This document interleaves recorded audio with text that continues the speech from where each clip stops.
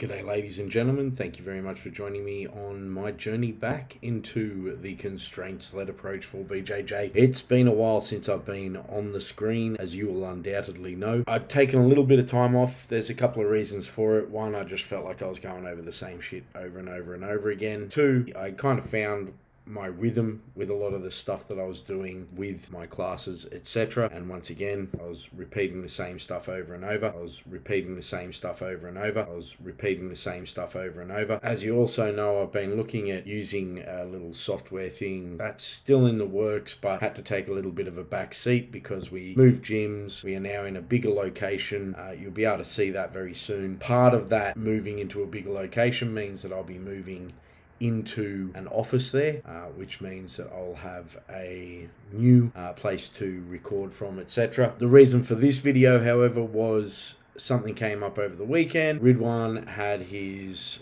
first competition. It was also my first coaching expedition where I was the main coach for the athlete. I've been to other competitions where I was kind of an assistant coach, etc. Felt like I made a bit of a fool of myself here or there. My guy Ridwan, he did a really fucking good job despite some of my coaching.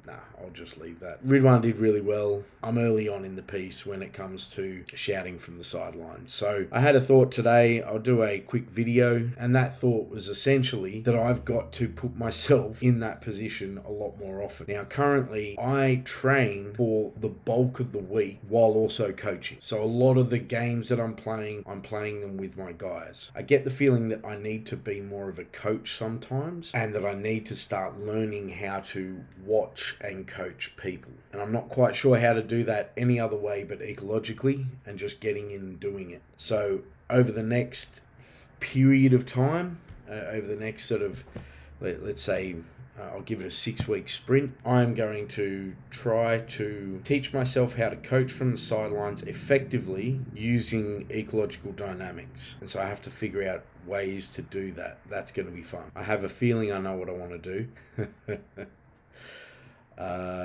Yeah, this should be fun. Couple of ideas that I had, slice it up. I'm just going to work on coaching the person who's on the bottom. Yeah, that's a great idea. So coaching whoever is on the bottom, then coaching whoever is on the top. It's going to be interesting because I've heard one guy who has been spoken about on this channel before, Josh Saunders, say something along the lines of, and I won't misquote him, but I'll paraphrase him, something along the lines of a good coach can work out left and right. Obviously, I think there's more to it than that, but I think that's where there is a morsel, being able to identify and communicate clearly the side of which you want the person to have focus on, and that person is able to accept that communication. That's one of the hard parts, and something that I failed a little bit on the weekend. But anyway, that will come up on my video as well. I'll do a breakdown of my coaching on that video, I think, maybe. Anyway, Sam Battlefields here. Thank you very much for joining me.